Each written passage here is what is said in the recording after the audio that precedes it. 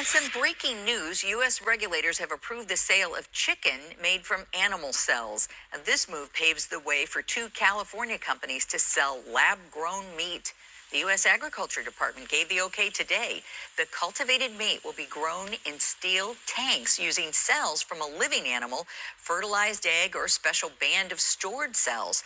That meat will only be sold at upscale restaurants. The companies behind the push hope to eliminate harm to animals and drastically reduce the environmental impacts of raising them.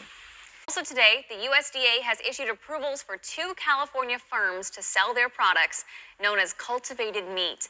Check this out. The chicken is grown in steel tanks from animal cells rather than from slaughtered birds.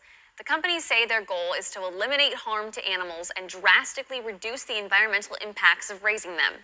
The meat will initially be sold only at upscale restaurants. First time U.S. regulators approved the sale of chicken made from animal cells. It allows two California companies to offer lab-grown meat to restaurants.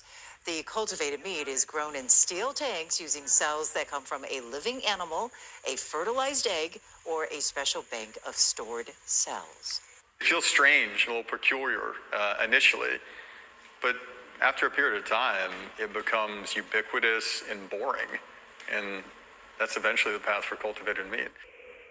Okay, but don't look for it at grocery stores anytime soon. Cultivated chicken is apparently much more expensive and cannot yet be produced on the scale of traditional meats. I'm trying it. Yeah? Okay. For all the other things we eat. Yeah, that's true.